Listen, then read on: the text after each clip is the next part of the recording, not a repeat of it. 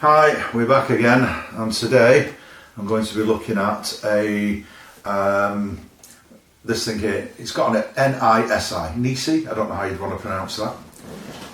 Okay, and this is a lens that screws onto your filter thread on your camera to improve its macro abilities. So if you've already got a macro lens and you want to increase the power of it, or its magnification, then this thing is a good kit. There are a couple of different companies making things like this.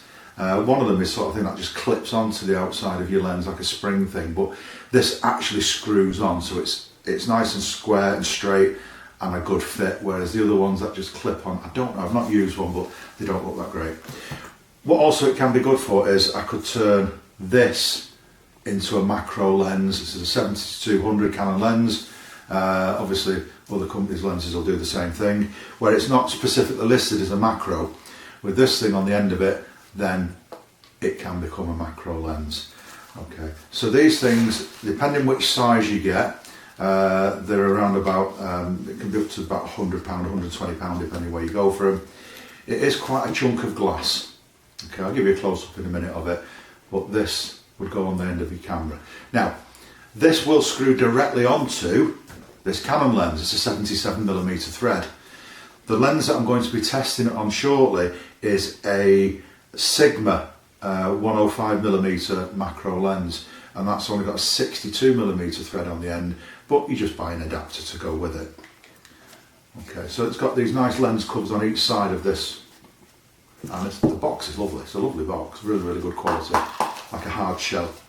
So let's have a look at the lens setup on that I'm going to use it on the Canon camera with the Sigma lens, and then we'll look at just the depth of field we're going to get with this this device. Now, normally when you're going to go really close macro, people use rings between the camera and the lens. They take away a lot of light, whereas this thing doesn't. That's the beauty of this. It doesn't alter the light coming into the camera, not in any noticeable way anyway. Obviously, more glass you put there, it's going to use some light, but not like going down by 2 stops and 3 stops and 4 stops, trying to get really close. So what this should do for me is when I take a picture of, say, an insect, it should give you a proper view of the compound eye of a fly, say, it should get you right in close. So we'll look at that now anyway. So we'll switch down now, I'll show you the equipment that we're using today. Okay, so we're just using ambient light pretty much in this room, so any settings that I use on this camera, it'll be having to use longer exposures. Okay, so let's have a look what's in this package.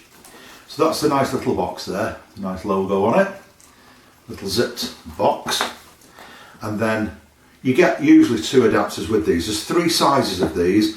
This is the biggest of the lenses that they do, the 77mm, and you'll get 2 step round rings with it. Okay, now that does screw straight onto a 70-200 lens, but it won't go on this.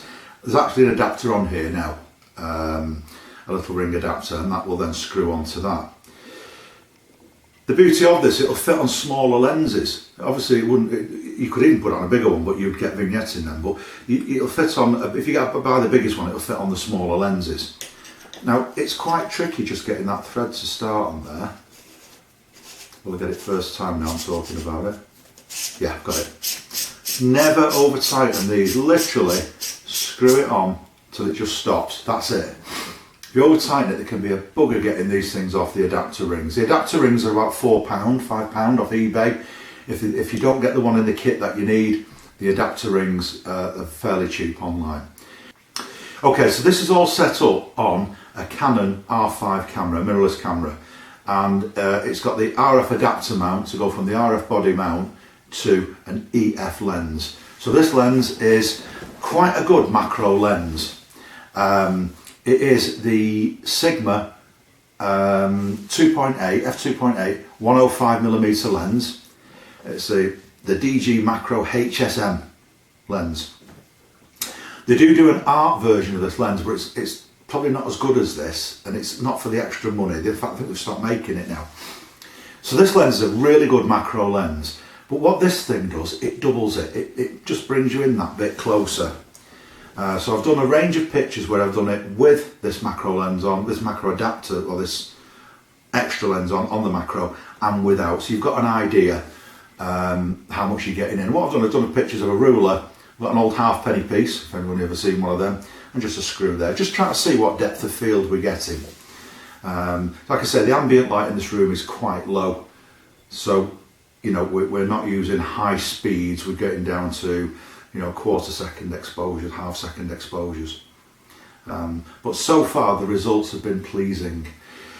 If you're out in the field taking pictures of insects, then you're going to need a monopod or something to stabilise this lot, because it is, you are getting in so close it can be quite wobbly. Okay, so I'll just dismantle this now. So again, I've not screwed it on tight so it comes off easily. I think the only thing that I might not be happy with this is these covers. They don't. The one that goes on the screw thread on the back end is okay. This front one, it doesn't seem to go on as secure, but that folds down nicely, goes in the box, and there we go.